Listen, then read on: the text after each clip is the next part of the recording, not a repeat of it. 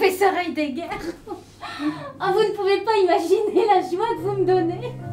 Le spectacle raconte l'histoire d'amour très passionnée et tourmentée entre Hannah Arendt et Martin Heidegger. Hannah Arendt étant juive à l'époque de la montée du nazisme et Martin Heidegger étant, lui, au contraire, un petit peu séduit par l'idéal du nazisme.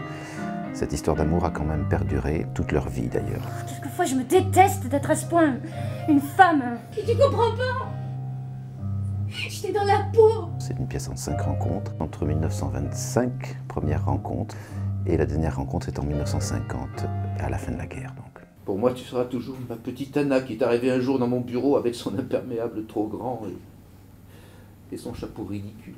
Ce qui peut faire peur, c'est qu'il s'agit de la rencontre de deux philosophes, mais c'est une vraie histoire d'amour, une histoire passionnelle, une histoire charnelle. Par ta faute, je suis devenue complètement dépendante de mes sens. Je ne pense plus qu'à satisfaire mes appétits physiques. Je suis comme un instrument de musique, impatient de se retrouver dans les mains de son maître. En fait, c'est une pièce magnifique. C'est pas moi qui l'ai écrite, tu peux le dire, je l'ai adaptée, mais je l'ai pas écrite. Et quant à ton obsession sur l'antisémitisme... Mais je ne suis pas obsédée par l'antisémitisme. Ce sont les Allemands qui sont obsédés par l'antisémitisme. Tout le monde sur cette photo était un assassin en puissance. Et toi aussi. Ah, ne dis pas ça! Mais va dans la rue, regarde les gens. Pour la première fois depuis la fin de la guerre, ils marchent la tête haute et regardent l'avenir avec espoir. Mais de quels gens tu parles, Martin?